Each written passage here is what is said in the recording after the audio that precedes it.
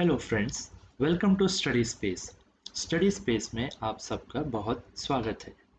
आज हम एक स्पेशल वीडियो आपके सामने लेके आए हैं जिसमें हम डिस्कस करेंगे नेशनल एजुकेशन पॉलिसी 2020 के बारे में। जैसा कि मैंने इस पॉलिसी को रीड किया है, इसको एनालाइज किया है, उसके बाद मुझे इस पॉलिसी को अगर वन सेंटेंस या वन फ्रेज में डिफाइन करना है तो वो होगा एक्सेलरेटेड इंटेलेक्चुअल ग्रोथ। तो चलो देखते हैं कि how it is accelerated intellectual growth. Now before starting with the video, it is my humble request that please subscribe to my channel, like this video. If you want to share any of your views, please comment on this video and also share this video. So now let us see that what is there in National Education Policy. So first of all, it has introduced new curriculum and pedagogy. So the curriculum have been changed. इन लोगों ने curriculum ही change कर दिया है. So earlier the curriculum which they used to follow is 10+2 system. इस 10+2 system में ऐसा होता था कि nursery, LKG और UKG were not official classes. Officially वो start करते थे first से. So first से लेकर 10th तक. So इसे 10 years बोलते हैं and then 2 years means 11th and 12th जिसको हम higher secondary बोलते हैं. So there was nothing in the foundational or pre-primary stage. So अब जो curriculum है वो change होके 10+2 से हो गया है 5+3+3+4. Now ये 5+3+3+4 कैसे divided है यहाँ पे हम देख सकते हैं. First 3 years will be kind of nursery, LKG, UKG जिसमें या तो आंगनवाड़ी आएगा या प्री स्कूल या बाल वाटिका. These are the phrases which are given by the government. The age groups will be 3 to 6 years. So ये exact वही age group है जो कि नर्सरी, LKG और UKG होता है. उसके बाद फाउंडेशन में ही फर्स्ट और सेकंड स्टैंडर्ड को भी डाला गया है, that is age group of 6 to 8 years. After that, it is a preparatory age. Now preparatory age group है 8 to 11 जिसमें classes cover होगी 3, 4 and 5. Okay, so over here the end of primary section will be there. After that we'll move on to the middle section. Now in middle section there are total 3 years. 3 years age group है 11 to 14 and classes will be 6th, 7th and 8th. And finally the fourth one, the secondary period. Secondary period age group is 14 to 18 or classes है 9 to 12. That is in total 15 years of school education is needed. बच्चा 3 साल का होगा school में जाएगा, उसके बाद 15 years education. So in 18 years he or she will be able to complete 12th standard and after that it will be college. So ये जो न्यू pedagogy है इसे हम अगर थोड़ा डिटेल में देखें तो एक बार यहाँ भी देख सकते हैं हम कि जो फाउंडेशनल स्टेज है जो कि 5 साल की फाउंडेशनल स्टेज है वहाँ पे mainly play based, activity based learning होगी. ओके, फिर प्रिपरेटरी स्टेज जैसा मैंने आपको यहाँ पे बताया था क्लासेस 3rd से लेकर 5th तक, वहाँ पे इंटरैक्टिव क्लासरूम लर्निंग होगी. ओके, वो भी एक्टिविटी बेस्ड ही रहेगी. उसके बाद मिडिल स्टेज जो कि 6th, 7th, 8th है वहाँ पे एक्सपीरियंशियल लर्निंग होगी. और यहाँ पे very important point of this education policy वो ये है कि from 6th standard onwards students will be able to decide their subjects, that in which subject they want to gain expertise.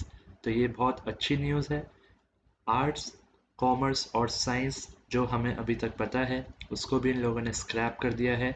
Now there won't be any limitation. Now suppose अगर आप science में जाते हैं, अगर आप PCM लेते हैं तो आपके पास कोई ऑप्शन नहीं है, आपको फिजिक्स, केमिस्ट्री, मैथ्स लेना ही है. बट अब ऐसा होगा कि अगर आपको सिर्फ मैथ्स पढ़ना है और फिजिक्स पढ़ना है तो आप केमिस्ट्री को हटा सकते हैं. बिकॉज अगर हम इन जनरल देखें तो फिजिक्स और मैथ्स में अगर आप कुछ भी हायर डिग्री ऑप्ट करते हैं तो वहाँ पे केमिस्ट्री का कोई रोल नहीं है. Similar the same thing goes for chemistry and bio. तो अगर आपको केम और बायो में इंटरेस्ट है आप फिजिक्स मैथ्स को हटा सकते हैं. तो ये फ्लेक्सिबिलिटी के कारण जो मिडिल स्टेज और सेकेंडरी स्टेज है वहाँ पे जो स्टूडेंट्स हैं वो और एक्सपर्ट स्टूडेंट्स क्रिएट होंगे. तो जब बच्चा सेकेंडरी स्टेज ख़त्म करके कॉलेज में जाएगा तो उनके लिए बहुत ही हेल्पफुल रहेगा क्योंकि मोस्ट ऑफ द थिंग्स जो कि कॉलेज में आएगी वो बच्चा स्कूल टाइम पे ही कर चुका होगा. तो 5+3+3+4 जो एजुकेशनल सिस्टम है, it is actually a boon for student. अब देखते हैं कुछ की highlights of national education policy. Okay, so first of all pre primary education. Pre primary education, जैसा मैंने आपको बोला कि अभी तक फॉर्मली नर्सरी एलकेजी यूकेजी नहीं था, बट अब होगा। तो उसी से फाउंडेशनल लिटरेसी और न्यूमरेसी भी बढ़ेगी, और इनका इसको इम्प्लीमेंट करने का टारगेट है 2025, means down the lane we have 5 years to implement all these things. Next is universal access to education. Universal access to education means what? जैसा मैंने आपको बताया कि total 15 years of school education है, तो as per government these 15 years of education will be free and compulsory. Okay, now free means it will not be free in any private school. Reason are quite obvious. But the government funded school or the schools which are run by the government, over there जो 15 साल का education है till 12th वो free रहेगा। उससे फ़ायदा क्या होगा? उससे जो ड्रॉप आउट रेट है वो कम होगा, और इसे इम्प्लीमेंट करने के लिए जो टारगेट है वो है 2030। ओके, उसके बाद जो नेक्स्ट है वो है new curricular and pedagogical structure. Okay, we have already discuss that it will be 5+3+3+4, total 15 years में आप फाउंडेशन, फिर प्राइमरी, फिर लेटर प्राइमरी, और फाइनली जो सेकेंडरी है उसमें आप हो जाओगे। Okay, so in total new curriculum आया है, ये स्ट्रिक्टली 10+2 को स्क्रैप करके 5+3+3+4 में पूरे एजुकेशनल सिस्टम को ले जाएगा।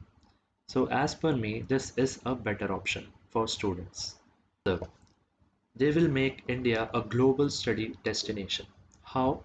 तो ये क्या करेंगे, ये जो टॉप यूनिवर्सिटीज़ है वर्ल्ड की, उनसे टाई अप करके उनके कुछ कोर्सेस स्कूल्स में और यहाँ के कॉलेजेस में चलाएंगे। तो उससे क्या होगा, बच्चा अगर इंडिया में रहेगा तो भी उसे ग्लोबल एक्सपोजर मिलेगा। No hard separation of arts and sciences. Means अभी तक ऐसा होता था कि यहाँ तो आपके पास आर्ट्स है, यहाँ साइंस है, यहाँ कॉमर्स है। ओके, इनमें जो सब्जेक्ट कॉम्बिनेशन है बच्चों को वही चूज़ करने पड़ते थे, बट अब ऐसा नहीं है। There will be many subject options, there will be many career options, और उसमें भी आप फ्लेक्सिबली चूज़ कर सकते हो कि आपको कौन सा सब्जेक्ट चाहिए, कौन सा नहीं। और सबसे अच्छी बात यह है कि ये सब चीज़ें 6 स्टैंडर्ड से ही शुरू हो जाएगी।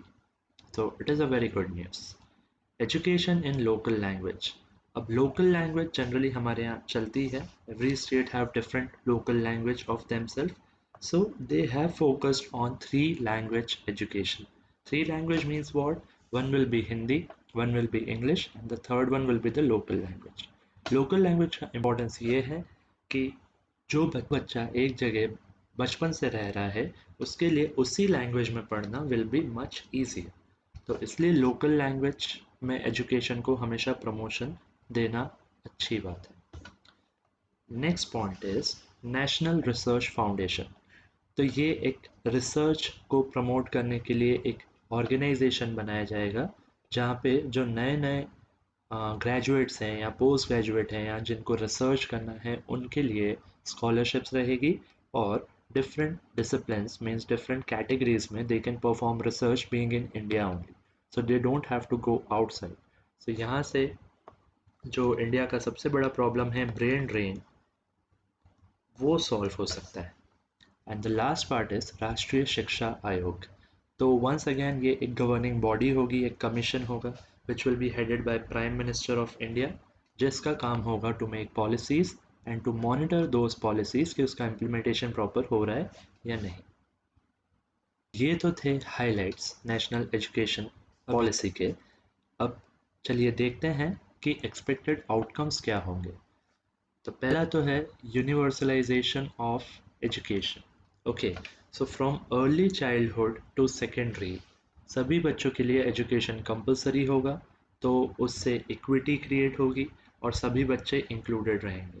Okay, almost as per the survey 2 crore students है जो आउट ऑफ स्कूल है। Out of school means they have dropped out because of some or the other reason, so they can bring back all those students. Okay, इससे UN का sustainable development goals होते हैं वो भी achieve हो जाएगा।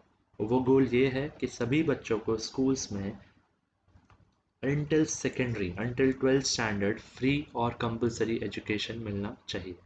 Okay, foundation को strong करने के लिए जो इन लोगों ने नर्सरी एलकेजी और यूकेजी को इंट्रोड्यूस करा है, उससे फाउंडेशनल लिटरेसी और न्यूमरेसी इम्प्रूव होगी, जिससे बच्चा अच्छे से प्रिपेयर होके प्राइमरी स्टेज में जाएगा और फिर उसके आगे इम्प्रूव होने के हाई चांसेस है सभी सब्जेक्ट्स में।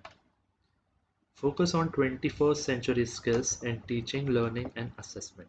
Very important. Teaching, learning and assessment. Assessment कैसे होगा, यहाँ पे थोड़ा सा question mark है, because if most of the learning is being presented online या फिर अगर virtual हो जाए तो virtual में assessment अभी भी एक बड़ा challenge है. So let's see how it happens. Next is resource sharing. Now अगर सब कुछ यूनिवर्सल हो जाएगा, so all over the India जो भी स्कूल्स है, the same resources which will be made by NCERT or CBSE will be circulated throughout. Okay, so all the schools will be in sync with respect to resource sharing. Expected outcome है वो है effective governance and separation of power and common norms. Next है overcoming the language barrier in learning. जैसा मैंने बताया कि 3 languages रहेगी, okay, English, Hindi and regional language. So जो लैंग्वेज बैरियर है वो अब हम ओवरकम कर सकते हैं, और क्योंकि हमने यूनिवर्सल कर दिया है सब चीज़ों को, तो उससे एक कॉमन स्टैंडर्ड बनाया जाएगा जो कि पब्लिक और प्राइवेट स्कूल दोनों में इक्वली इम्प्लीमेंट किया जा सकता है। तो ये था in short about education policy. अगर आपको लगता है कि इसमें कुछ ऐड होना चाहिए या कुछ चीज़ें गलत हैं या कुछ और आप इम्प्रूवमेंट सोच सकते हैं, तो आप बिल्कुल कमेंट कर सकते हैं। Thank you for watching this video. I will try to bring one more video on in-depth analysis of education policy, so that will be dependent upon the response on this video. So if you like this video, if you found this video a bit informational, please share this video among your friends. Let others also know that what is national education policy. Thank you.